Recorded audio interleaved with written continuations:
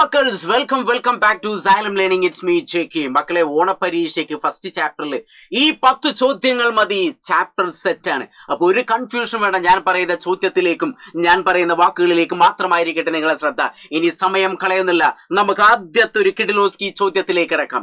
എപ്പോഴും ഈ ഒരു ചിത്രത്തിനെ ബേസ് ചെയ്തിട്ടുള്ള ചോദ്യം നമ്മൾ എപ്പോഴും പ്രതീക്ഷിക്കണം. അപ്പൊ ഈ ഒരു ചിത്രത്തിലേക്ക് നോക്കുക, ഇതൊരു ഓസിലേഷൻ, ദോലനവുമായി ബന്ധപ്പെട്ട ഒരു ചോദ്യമാണ്. അപ്പൊ ചിത്രത്തിൽ തുലന സ്ഥാനത്ത് നിന്നും ഒരു വശത്തേക്കുള്ള പരമാവധി സ്ഥാനാന്തരം. തുലന സ്ഥാനം എന്ന് പറഞ്ഞാൽ ഈക്വിലിബ്രിയം പൊസിഷൻ ആണ്. ഈ ഈക്വിലിബ്രിയം പൊസിഷനിൽ നിന്ന് മാക്സിമം ഡിസ്പ്ലേസ്മെന്റ് എത്രയെന്നാണ് ചോദ്യം തന്നിട്ടുള്ളത്. അപ്പൊ നമുക്ക് ഇവിടെ ആൻസർ തന്നിട്ട് 2a ആണോ, ഇനി അതല്ലെങ്കിൽ a/2 ആണോ, ഇനി അതല്ലെങ്കിൽ a ആണോ. നമുക്കറിയാം ഈക്വിലിബ്രിയം പൊസിഷനിൽ നിന്ന് ഇങ്ങോട്ടുള്ള ഈ ഡിസ്റ്റൻസ് അല്ലെങ്കിൽ ഇങ്ങോട്ടുള്ള ഈ ഡിസ്റ്റൻസ് നമ്മൾ എന്ത് പറയാ, ഡിസ്പ്ലേസ്മെന്റ്. ആ ഡിസ്പ്ലേസ്മെന്റ് നമ്മൾ എന്ത് പറയുന്നു, ആയതി, ആംപ്ലിറ്റ്യൂഡ് എന്ന് പറയുന്നു. ആ ആംപ്ലിറ്റ്യൂഡ് നമ്മുടെ ഏതക്ഷരോട് സൂചിപ്പിക്കുന്നു, എ എന്ന് പറയുന്നു. അപ്പോ ആംപ്ലിറ്റ്യൂഡ് ആണ് ഇവിടെ ചോദിച്ചിട്ടുള്ളത്. അപ്പൊ നമ്മൾ ആൻസർ ഏതായിരിക്കും, എ ആയിരിക്കും, അല്ലാതെ a/2 അല്ല, 2a അല്ല. അപ്പൊ കൺഫ്യൂഷൻ ഉണ്ടാവരുത്. ഒന്നാമത്തെ ചോദ്യം സെറ്റ് ആണല്ലോ. അങ്ങനെയെങ്കിൽ അതിന്റെ രണ്ടാമത്തെ ഒരു ചോദ്യം, ഈ ഒരു ചിത്രത്തിന്റെ ബേസ് ചെയ്തിട്ടുള്ള രണ്ടാമത്തെ ഒരു ചോദ്യം എന്ന് പറഞ്ഞാൽ what is the relation between period and frequency എന്നാണ്. നമ്മളെ രണ്ടാമത്തെ ചോദ്യത്തിന്റെ എന്താണ്, what is the relation between പീരിയഡും ആവൃത്തിയും തമ്മിലുള്ള ബന്ധം എന്താ, നമുക്ക് ഓൾറെഡി അറിയാം. എന്താണ്, ലെങ്ത് കൂടിക്കഴിഞ്ഞാൽ, നീളം കൂടിക്കഴിഞ്ഞാൽ എന്ത് ചെയ്യുന്നു, ആവൃത്തി കുറയുന്നു. അങ്ങനെയെങ്കിൽ നീളം, ലെങ്ത് കുറഞ്ഞു കഴിഞ്ഞാൽ ഫ്രീക്വൻസി എന്ത് ചെയ്യുന്നു, കൂടുന്നു. അപ്പൊ ഈ ഒരു കാര്യം ജസ്റ്റ് ഓർത്ത് വെക്ക്, ഇതൊക്കെ ശ്രദ്ധിക്കാതെ പോകരുത്, അതിന് വേണ്ടിയിട്ടാണ്. ഇനി മറ്റൊരു ചോദ്യം എന്ന് പറഞ്ഞാൽ ഇതാ ഒരു ട്യൂണിംഗ് ഫോർക്ക് നമുക്ക് തന്നിട്ടുണ്ട്. ശബ്ദ പരീക്ഷണത്തിന് ഉപയോഗിക്കുന്ന ഒരു ഉപകരണമാണ് നമ്മുടെ ട്യൂണിംഗ് ഫോർക്ക്. അപ്പൊ ഒരു ട്യൂണിംഗ് ഫോർക്കിൽ രേഖപ്പെടുത്തിയിരിക്കുന്ന രേഖപ്പെടുത്തലും, അതായത് ട്യൂണിംഗ് ഫോർക്കിൽ രേഖപ്പെടുത്തലും അതിന്റെ കമ്പനങ്ങളുടെ എണ്ണവും തമ്മിൽ എന്തെങ്കിലും ബന്ധമുണ്ടോ എന്നാണ് ചോദ്യം. നമുക്ക് പറയാം ഒരു ട്യൂണിംഗ് ഫോർക്കാണ്. ഈ ട്യൂണിംഗ് ഫോർക്കിൽ 512 ഹെർട്സ് എന്നൊക്കെ അടയാളപ്പെടുത്തി എന്ന് വിചാരിക്കാം. അങ്ങനെയെങ്കിൽ ആ ഒരു നമ്പറും ആ ട്യൂണിംഗ് ഫോർക്കിന്റെ കമ്പനിയും തമ്മിൽ എന്തെങ്കിലും ബന്ധമുണ്ടോ എന്നുള്ളതാണ്. അപ്പൊ ഇങ്ങനെ ഒരു ചോദ്യം വന്ന എന്റെ കുട്ടികൾ ആരും തെറ്റിക്കാൻ പാടില്ല. അതിന് വേണ്ടിയിട്ടാണ് ഈ ഒരു ചോദ്യത്തിന്റെ ആൻസർ നമ്മൾ സെറ്റ് ചെയ്ത് വായിച്ചു നോക്കുക. എന്താണ് marking on the tuning fork. Tuning ഫോർക്കിൽ മാർക്ക് ചെയ്ത് എന്തിന് ഈക്വൽ ആണ്, അതിന്റെ ഫ്രീക്വൻസി ഈക്വൽ ആണ്, അല്ലെങ്കിൽ number of vibration per second. അതായത് ഒരു ട്യൂണിംഗ് ഫോർക്കിലെ അടയാളം എന്ന് പറഞ്ഞാൽ ആവൃത്തിക്ക് തുല്യമായിരിക്കും, അല്ലെങ്കിൽ ഒരു സെക്കൻഡിൽ ഉണ്ടാവുന്ന ദോലനങ്ങളുടെ എണ്ണത്തിന് തുല്യമായിരിക്കും. അപ്പൊ ഒരു എക്സാമ്പിൾ എന്ന് പറഞ്ഞാൽ 256 ഹെർട്സ് ഉള്ള ഒരു ട്യൂണിംഗ് ഫോർക്ക് നമ്മളെ ഒറ്റ തവണ ഇങ്ങനെ അടിച്ചു കഴിഞ്ഞാൽ അത് 256 പ്രാവശ്യം അതെന്ത് ചെയ്യുന്നു, വൈബ്രേറ്റ് ചെയ്യുന്നു. അതായത് ഒരു സെക്കൻഡിൽ അത് 256 പ്രാവശ്യം വൈബ്രേറ്റ് ചെയ്യുന്നുണ്ടെങ്കിൽ അതിന്റെ ഫ്രീക്വൻസി എന്ന് പറഞ്ഞാൽ ഏതായിരിക്കും, അതന്നെ ആയിരിക്കും. അങ്ങനെയെങ്കിൽ അത് അടുത്തൊരു ചോദ്യം, ഇമ്പോർട്ടന്റ് ആയിട്ടുള്ള മറ്റൊരു ചോദ്യം എന്ന് പറഞ്ഞാൽ ഒരു വസ്തുവിന്റെ സ്വാഭാവിക ആവൃത്തി എന്ന് പറഞ്ഞാൽ എന്താണ്, നാച്ചുറൽ ഫ്രീക്വൻസി. ആ നാച്ചുറൽ ഫ്രീക്വൻസിയെ അഫക്റ്റ് ചെയ്യുന്ന അല്ലെങ്കിൽ ബാധിക്കുന്ന, സ്വാധീനിക്കുന്ന ഘടകങ്ങൾ ഏതെന്ന് ചോദിച്ചാൽ ലെൻസ് ഓർത്ത് വയ്ക്കുക. എന്തായിരിക്കണം, ലെൻസ്. അതായത് length, elasticity, nature of material and size of object. വസ്തുവിന്റെ വലുപ്പം. അപ്പോൾ വസ്തുവിന്റെ നീളം, ഇലാസ്തികത, പദാർത്ഥത്തിന്റെ സ്വഭാവം, അതോടൊപ്പം തന്നെ അതിന്റെ സൈസ്, വലുപ്പം എന്ന് ഓർത്ത് വയ്ക്കുക. അപ്പൊ ഇതൊക്കെ സിമ്പിൾ ആണല്ലോ. പക്ഷെ ഒരു കാരണവശാൽ ഇത് ശ്രദ്ധിക്കാതെ എന്ത് ചെയ്യാൻ പാടില്ല, പോകാൻ പാടില്ല. അടുത്ത നമുക്കൊരു എക്സ്പെരിമെന്റ് ആണ്. റെസനൻസുമായി, അനുനാദവുമായി ബന്ധപ്പെട്ട് ഇതേപോലെ ചോദ്യം വന്നാൽ നിങ്ങൾ തെറ്റിക്കാൻ പാടില്ല എന്റെ ഗൈസ്. അതുകൊണ്ട് നോക്കുക, എ എന്ന ആക്സോബ്ലേഡ്, ഇവിടെ ACE എന്ന് പറഞ്ഞാൽ ഒരേ കട്ടി, ഒരേ വലുപ്പം, ഒരേ ഹൈറ്റ് ആണ്. ഇനി BDF എന്ന് പറഞ്ഞാൽ ഒരേ ഹൈറ്റ്, ഒരേ കട്ടി, ഒരേ വലുപ്പമാണ്. അതുകൊണ്ട് അതൊരു ഒരു മരത്തിന്റെ കഷ്ണത്തിൽ ഫിക്സ് ചെയ്ത് ഉറപ്പിച്ചു വെച്ചതാണ്. അപ്പൊ എ എന്ന ആക്സോബ്ലേഡ് വിരൽ കൊണ്ട് ഒന്ന് തട്ടി ഉത്തേജിപ്പിക്കുക. എന്ത് നിരീക്ഷിക്കുന്നു? നമ്മൾ എ എന്ന ആ ഒരു ആക്സോബ്ലേഡിൽ എന്ത് ചെയ്യുക, ജസ്റ്റ് ചെറുതായിട്ടൊന്ന് ടാപ്പ് ചെയ്യുക. ടാപ്പ് ചെയ്യാൻ അങ്ങനെ എക്സൈറ്റ് ചെയ്യാൻ അങ്ങനെ ഉത്തേജിക്കുക, അതിങ്ങനെ വൈബ്രേറ്റ് ചെയ്യുന്ന കാണാൻ പറ്റും. അപ്പോ എ എന്ന ആക്സോബ്ലേഡ് വിരൽ കൊണ്ടൊന്ന് തട്ടി ഉത്തേജിപ്പിച്ചു കഴിഞ്ഞാൽ എന്താണ് നിരീക്ഷിക്കുക എന്നുള്ളതാണ് നമ്മളെ ചോദ്യം വന്നിട്ടുള്ളത്. അപ്പൊ എന്താണ്, എല്ലാ ബ്ലേഡുകളും എന്ത് ചെയ്യുന്നു, കമ്പനം ചെയ്യുന്നു. ഇവിടെ ഓൾ ബ്ലേഡ് എന്ത് ചെയ്യുന്നു, വൈബ്രേറ്റ് ചെയ്യുന്നു. അതായത് ഏട് തട്ടിക്കഴിഞ്ഞാൽ എല്ലാം ചെറുതായിട്ട് നേരിയ തോതിൽ വൈബ്രേറ്റ് അല്ലെങ്കിൽ എന്താണ്, കമ്പനം ചെയ്യുന്ന നമുക്ക് കാണാൻ പറ്റും. ഇനി അടുത്ത്, എല്ലാ ബ്ലേഡുകളും ഒരേ ആയതിയിലാണോ കമ്പനം ചെയ്ത്? ആയതി എന്ന് പറഞ്ഞാൽ ആംപ്ലിറ്റ്യൂഡ് എന്നാണ്. സെയിം ആംപ്ലിറ്റ്യൂഡിലാണ് എല്ലാ ബ്ലേഡുകൾ എന്താണ്, അല്ലെങ്കിൽ എല്ലാ ആക്സോ ബ്ലേഡും ഒരേ ആയതിയിലാണോ കമ്പനം ചെയ്തത്? അല്ല. എന്തായിരിക്കും, നോ ആണെന്ന് ജസ്റ്റ് ഓർത്തേക്ക്. എല്ലാം ഒരേ ആയതിയിലാണോ? അല്ല. ഇനി അടുത്തൊരു ചോദ്യം എന്ന് പറഞ്ഞാല് കൂടിയ ആയതിയിൽ കമ്പനം ചെയ്ത് ഏതെല്ലാം ആയിരിക്കും? കൂടിയ ആയതിയിൽ കമ്പനം ചെയ്യാന്ന് പറഞ്ഞാൽ എ ടാപ്പ് ചെയ്ത് കഴിഞ്ഞാൽ സിയും ഇയുമാണ് എന്ത് ചെയ്യാം, സിയും അതായത് മൂന്നാമത്തെ സി ആൻഡ് ഇ ആണ് എന്ത് ചെയ്യുക, ഒരേ ആയതിൽ കമ്പയർ ചെയ്യുക. അതായത് എയും വരും, എ സി ഇ. അപ്പോ ഈ 7 ടാപ്പ് ചെയ്ത് കഴിഞ്ഞാൽ സിയും ഇയും ഒരേ സെയിം ആംപ്ലിറ്റ്യൂഡിൽ എന്ത് ചെയ്യുന്നു, വൈബ്രേറ്റ് ചെയ്യുന്നു എന്ന് ഓർത്ത് വയ്ക്കാം. നാലാമത്തെ ഒരു ചോദ്യം, എല്ലാ ബ്ലേഡുകളും കമ്പനം നിർത്തിയ ശേഷം ഒക്കെ എന്ത് ചെയ്യുന്നു, റെസ്റ്റ് ആക്കി വെച്ചു. എന്നിട്ട് ബിയെ മാത്രം കമ്പനം ചെയ്ത് നിരീക്ഷിക്കുക, എന്താണ് സംഭവിക്കുക? അപ്പൊ ഇതൊക്കെ നിർത്തിയിട്ട് എന്ത് ചെയ്യുന്നു, ബി മാത്രം നമ്മൾ ടാപ്പ് ചെയ്യുന്നു. ബി മാത്രം ടാപ്പ് ചെയ്യുമ്പോൾ അതേ ഹൈറ്റുള്ള എന്ത് സംഭവിക്കുന്നു, എന്താ സംഭവിക്കുക, ബി അതേപോലെ തന്നെ ഡി എഫ് എന്ത് ചെയ്യുന്നു, വൈബ്രേറ്റ് ചെയ്യുന്നു. കാരണം അതിന്റെ എന്താണ്, നാച്ചുറൽ ഫ്രീക്വൻസി, അതിന്റെ ആംപ്ലിറ്റ്യൂഡ് ഒക്കെ സെയിം ആയിരിക്കും, അതിന്റെ ഫ്രീക്വൻസി ഒക്കെ സെയിം ആയിരിക്കും. അതുകൊണ്ട് അത് നാച്ചുറൽ ഫ്രീക്വൻസി സെയിം ആയിരിക്കും, അതുകൊണ്ട് അത് വൈബ്രേറ്റ് ചെയ്യുന്ന തുല്യമായിരിക്കും. അതിനെ നമ്മൾ റെസനൻസ് എന്നൊക്കെ പറയാം. അപ്പൊ എ എന്ന ആക്സോ ബ്ലേഡിനെ കമ്പനം ചെയ്യിപ്പിച്ചപ്പോൾ സിഇ എന്നീ ബ്ലേഡുകൾ കൂടി ആയതിൽ കമ്പനം ചെയ്ത് എന്തുകൊണ്ടായിരിക്കും? അതിനെയാണ് നമ്മൾ എന്താ പറയാ, അനുനാദം. അനുരണനമല്ല, എന്താ പറയാ, അനുനാദം എന്ന് പറയുന്നു. മലയാളം ഇംഗ്ലീഷ് മീഡിയൊക്കെ റെസനൻസ് എന്നാണ് പറയുക. എന്താണ് റെസനൻസ്? അതായത് എന്താ സംഭവിക്കുക, ബ്ലേഡ് എ വൈബ്രേറ്റ്, അപ്പൊ എന്ത് ചെയ്യുന്നു, സിയും ഇയും വൈബ്രേറ്റ് മാക്സിമം ആംപ്ലിറ്റ്യൂഡ്. അപ്പൊ എന്ത് സംഭവിക്കുന്നു, അതാണ് റെസനൻസ് എന്ന് പറയുന്നത്. ഓർത്തു വയ്ക്കുക.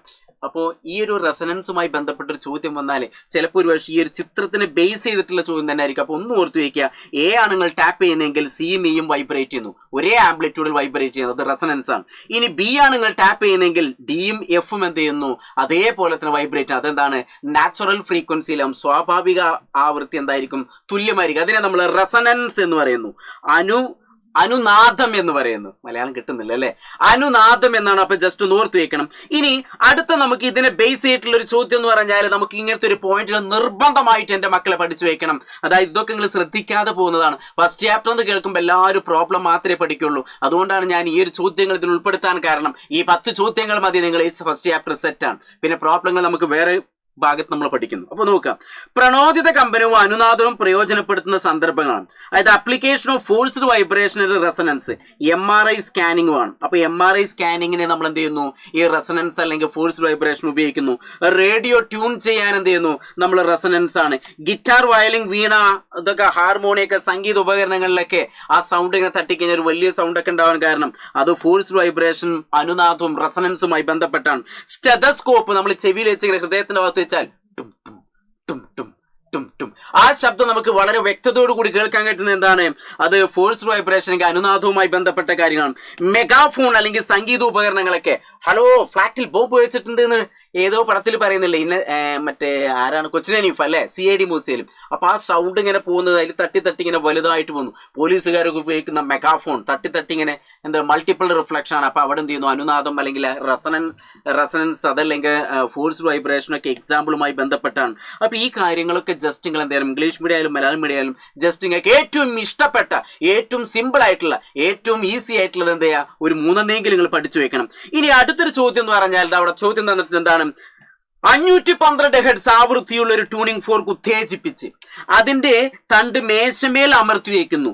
ഈ അവസരത്തിൽ മേശ കമ്പനം ചെയ്യുമോ? ഈ പ്രതിഭാസം പറയുന്ന പേരെന്ത് എന്നാണ്. അപ്പൊ നോക്കുക, ഈ ഒരു 512 ഹെർട്സ് ഫ്രീക്വൻസിയിലെ ട്യൂണിംഗ് ഫോർക്ക് ഇങ്ങനെ അടിച്ചു, ഉത്തേജിപ്പിച്ച് എക്സൈറ്റ് ചെയ്തു, അടിച്ചു വിചാരിക്കാം. എന്നിട്ട് ഒരു ടേബിളിന്റെ മുകൾ ഭാഗത്ത് വെച്ച് കഴിഞ്ഞാൽ എന്താ സംഭവിക്കുക, ഈ ടേബിളും 512 ഹെർട്സ് ഫ്രീക്വൻസിയിൽ എന്ത് ചെയ്യുന്നു, വൈബ്രേറ്റ് ചെയ്യുന്നു.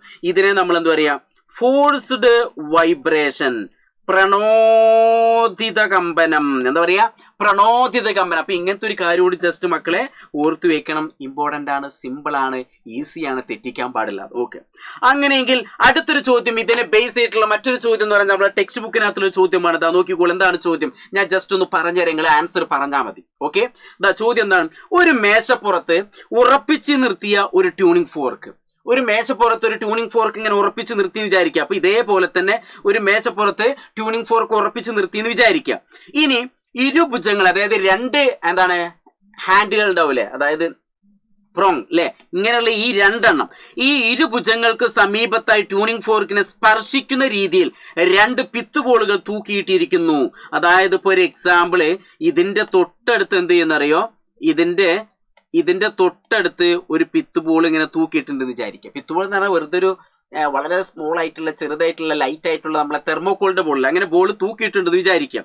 അപ്പൊ എന്താണ്, സമീപത്തായി ട്യൂണിംഗ് ഫോർക്കിനെ സ്പർശിക്കുന്ന രീതിയിൽ അത് ചെറുതായിട്ട് ടച്ച് ചെയ്യുന്ന രീതിയിൽ എന്ത് ചെയ്യുന്നു, 2 പിത്തുകോളുകൾ തൂക്കിയിട്ടിരിക്കുന്നു. അപ്പൊ ഇങ്ങനത്തെ 2 എണ്ണം തൂക്കിയിട്ട് വെച്ചിട്ടുണ്ട് വിചാരിക്കുക. ഈ സംവിധാനത്തിന്റെ അടുത്തിരിക്കുന്ന ഒരാൾ പിയാനോ വായിക്കുന്നു. അപ്പൊ ആ ഒരു ട്യൂണിംഗ് ഫോർക്ക് ഇങ്ങനെ വെച്ചിട്ട് അതിന് ചേർന്നിട്ട് എന്ത് ചെയ്തു, ഒരു ചെറിയൊരു തെർമോകോൾ ബോൾ വെച്ചിട്ട് പിയാനോ എടുത്ത് എന്റെ ഖൽബിലെ അങ്ങനെ പിയാനോ അടിക്കുന്ന സമയത്ത് ഈ സന്ദർഭത്തിൽ പിത്തുബോളുകൾ ചെറുതായി അനങ്ങുന്നു. അപ്പൊ ട്യൂണിംഗ് ഫോർക്ക് ഇങ്ങനെ വൈബ്. അപ്പൊ ഇവിടുന്ന് ഒരു ഗിറ്റാറിൽ ഇങ്ങനെ പാട്ട് അല്ലെങ്കിൽ മ്യൂസിക് ചെയ്യുന്ന സമയത്ത് ഈ പിത്തുബോൾ ചെറുതായിട്ട് വൈബ്രേറ്റ് ചെയ്യുന്നുണ്ടെങ്കിൽ ഓർത്തു വയ്ക്കുക, ഈ പിത്തുബോൾ ചെറുതായിട്ട് അനങ്ങുന്നു. കാരണം എന്തായിരിക്കും, ഒരു കൺഫ്യൂഷൻ വേണ്ടതാണ് പ്രണോദിത കമ്പനം, അത് ഫോഴ്സ്ഡ് വൈബ്രേഷൻ എന്നാണ് പറയുക. എന്തായിരിക്കണം, ഫോഴ്സ്ഡ് വൈബ്രേഷൻ. ഇത്ര ഉള്ള ഒരു ട്യൂണിംഗ് ഫോർക്ക് ഇവിടെ ഒരു പിത്തുബോൾ വെച്ചു, എന്നിട്ട് ഇങ്ങനെ വൈബ്രേറ്റ് ചെയ്യുമ്പോൾ അല്ലെങ്കിൽ ഗിറ്റാർ ഇങ്ങനെ തട്ടുന്ന സമയത്ത് ഈ പിത്തുബോൾ ചെറുതായിട്ട് വൈബ്രേറ്റ് ചെയ്യുന്നെങ്കിൽ അത് ഫോഴ്സ്ഡ് വൈബ്രേഷൻ ആണ്. രണ്ടാമത്തെ ചോദ്യം എന്ന് പറഞ്ഞാൽ, പിയാനോയിൽ ചില സ്വരങ്ങൾ വായിക്കുമ്പോൾ, പിയാനോയിൽ എന്ത് ചെയ്യുന്നു, അല്ലെങ്കിൽ ചെറിയ സ്വരങ്ങളൊക്കെ വായിക്കുമ്പോൾ പിത്തുബോൾ കൂടിയ ഹൈ ആംപ്ലിറ്റ്യൂഡിൽ എന്ത് ചെയ്യുന്നു, വൈബ്രേറ്റ്. ഇതിന് കാരണം എന്തായിരിക്കും, അതിനെയാണ് നമ്മൾ എന്ത് പറയുക, അനുരണനം എന്ന് പറയുക. അതിനെ നമ്മൾ എന്ത് പറയുക, റിവർബറേഷൻ അല്ല, റെസനൻസ് എന്ന് പറയുന്നു. എന്ത് പറയുന്നു, റെസനൻസ്. അപ്പൊ ജസ്റ്റ് ഓർത്ത് വയ്ക്കുക, ഇത് ചെറുതായിട്ട് ഈ പിത്തുബോൾ ചെറുതായിട്ട് വൈബ്രേറ്റ് ചെയ്യുന്നുണ്ടെങ്കിൽ ഫോഴ്സ് വൈബ്രേഷൻ, ഹൈ ആംപ്ലിറ്റ്യൂഡിൽ വൈബ്രേറ്റ് ചെയ്യുന്നുണ്ടെങ്കിൽ അതേതാണ്, റെസനൻസ് എന്ന് ഓർത്ത് വയ്ക്കുക. അപ്പൊ അത്ര ഉള്ള ബുദ്ധിമുട്ടൊന്നുമില്ല, സിമ്പിൾ ആയിട്ടുള്ളതാണ്. പക്ഷേ ഈ ചോദ്യങ്ങളൊക്കെ നിങ്ങൾ എന്ത് ചെയ്യണം, അറിഞ്ഞിരിക്കണം, പഠിച്ചിരിക്കണം, കേട്ടിരിക്കണം, എഴുതിയിരിക്കണം. ഓക്കെ, ഇനി അടുത്തത് നമുക്ക് അനുപ്രസ്ഥ തരംഗവും അനുദൈർഘ്യ തരംഗത്തിനും ബേസ് ചെയ്തിട്ട്, ഇത് ട്രാൻസ്വേഴ്സ് വേവ്, ലോഞ്ചിറ്റ്യൂഡൽ വേവ്സിന് ബേസ് ചെയ്തിട്ടുള്ള കുറച്ച് പോയിന്റുകൾ തന്നിട്ടുണ്ട്. എന്നിട്ട് നിങ്ങളോട് ക്ലാസിഫൈ ചെയ്യാൻ പറയും. അപ്പൊ നോക്കാം, തരംഗത്തിന്റെ പ്രേഷണ ദിശയ്ക്ക് ലംബമായി മാധ്യമത്തിലെ കണികകൾ കമ്പനം ചെയ്യുന്നു.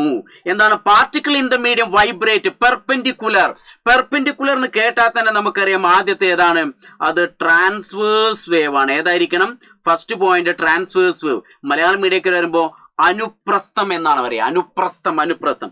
രണ്ടാമത്തെ പോയിന്റ്, ഉച്ചമർദ്ദ മേഖലകളും നീച്ചമർദ്ദ മേഖല ഉണ്ടാകണമെങ്കിൽ ഒരു കൺഫ്യൂഷൻ വേണ്ട, അത് ഏതാണ്, അനുദൈർഘ്യമാണ്. ഏതായിരിക്കണം, അനുദൈർഘ്യം. അതായത് ലോഞ്ചിറ്റ്യൂഡിനൽ വേവ്സ് ആണ്. ഹൈ പ്രഷറും കംപ്രഷനും റെയർ ഫ്രാക്ഷൻ ഒക്കെ ഉണ്ടാകുന്നുണ്ടെങ്കിൽ അതേതാണ്, ലോഞ്ചിറ്റ്യൂഡിനൽ വേവ്സ് ആണ്. ഇനി പ്രഷർ വേരിയേഷൻ ഒക്കെ in the medium, pressure variation വരിക പറഞ്ഞാല് മർദ്ദത്തിൽ വ്യത്യാസം വരിക എന്ന് പറഞ്ഞാൽ അതും ഏതാണ്, അനുദൈർഘ്യ തരംഗമാണ്. അതായത് ലോഞ്ചിറ്റ്യൂഡൽ വേവ്സ് ആണ്. ഇനി ക്രസ്റ്റ് ആൻഡ് ട്രഫ് ഫോം ചെയ്യുക എന്ന് പറഞ്ഞാൽ അത് ട്രാൻസ്വേഴ്സ് വേവ് ആണ്. ശൃംഖങ്ങളും ഗർത്തങ്ങളും ഉണ്ടാവുന്നുണ്ടെങ്കിൽ അനുപ്രസ്ഥ തരംഗമാണെന്ന് ഓർത്തേക്ക്. ഏതായിരിക്കണം, അനുപ്രസ്ഥ തരംഗം. ഇനി അടുത്തൊരു പോയിന്റ് എന്ന് പറഞ്ഞാൽ, തരംഗത്തിന്റെ പ്രേഷ ദിശയ്ക്ക് സമാന്തരമായി എന്ന് കേട്ടാൽ ഒരു കൺഫ്യൂഷൻ വേണ്ട, അത് ലോഞ്ചിറ്റ്യൂഡൽ വേവ്സ് ആണ്, ദൈർഘ്യ തരംഗമാണെന്ന് ഓർത്തേക്ക്. ഏതായിരിക്കണം, പാരലൽ വൈബ്രേഷൻ. അത് ഏതായിരിക്കും, ലോഞ്ചിറ്റ്യൂഡൽ വേവ്സ് ആയിരിക്കും. No pressure variation occur in medium എന്ന് പറഞ്ഞാൽ ഓർത്തേക്ക് അത് ട്രാൻസ്വേഴ്സ് വേവ് ആണ്. മാധ്യമത്തിൽ മർദ്ദവ്യതിയാനങ്ങൾ ഇല്ലെങ്കിൽ അതേതായിരിക്കണം, അനുപ്രസ്ഥ തരംഗങ്ങളായിരിക്കും. അപ്പം മക്കളെ ഓർത്തു വയ്ക്കുക, ഞാൻ ഇത്രയൊക്കെ ഫാസ്റ്റായിട്ട് പറയാൻ കാരണം വളരെ കുറഞ്ഞ സമയം കൊണ്ട്, നിങ്ങൾ കൂടുതൽ സമയം വീഡിയോ കാണാൻ നിൽക്കില്ല, പകരം കുറഞ്ഞ സമയം കൊണ്ട് എല്ലാ ക്വസ്റ്റ്യനും ഞാൻ പെട്ടെന്ന് പറയാൻ വേണ്ടിയിട്ടാണ്. അതുകൊണ്ട് തന്നെ മാക്സിമം ശ്രദ്ധിക്കുക. ഈ ചോദ്യങ്ങളൊക്കെ എന്ത് ചെയ്യണം, നിങ്ങൾ ഒരു തവണ ചെയ്ത് പഠിക്കണം. ഇനി അടുത്ത നമുക്കൊരു ചിത്രത്തിനെ ബേസ് ചെയ്തിട്ടുള്ള ചോദ്യമാണ് നമുക്ക് തന്നിട്ടുള്ളത്. അപ്പൊ ചിത്രത്തിനെ ബേസ് ചെയ്തിട്ടുള്ള ചോദ്യം എന്ന് പറഞ്ഞാല്, ഇങ്ങനൊരു ചിത്രം കണ്ടാൽ ഒരു കൺഫ്യൂഷൻ വരാൻ പാടില്ല, ഇത് ട്രാൻസ്വേഴ്സ് വേവ് അല്ലേ, ആണ്, അടിയാണ് നടക്ക്. ട്രാൻസ്വേഴ്സ് വേവ് ആണോ, അല്ല, ഇത് ഏതാണ്, ഇതൊരു ലോഞ്ചിറ്റ്യൂഡൽ വേവ്സ് ആണ്, ഇതൊരു അനുദൈർഘ്യ തരംഗമാണെന്ന് ഓർത്തേക്കുക. കംപ്രഷൻ റെയർ ഫ്രാക്ഷൻ, മർദ്ദം കൂടിയ മേഖല, മർദ്ദം കുറഞ്ഞ മേഖല, മർദ്ദം കൂടിയ മേഖല, കുറഞ്ഞ മേഖല. ചിത്രത്തിൽ തരംഗദൈർഘ്യത്തെ സൂചിപ്പിക്കുന്ന ഏതെന്നാണ്. അപ്പൊ ഇവിടെ തരംഗദൈർഘ്യത്തെ ലാംഡ എന്ന കൊണ്ട് സൂചിപ്പിക്കുക.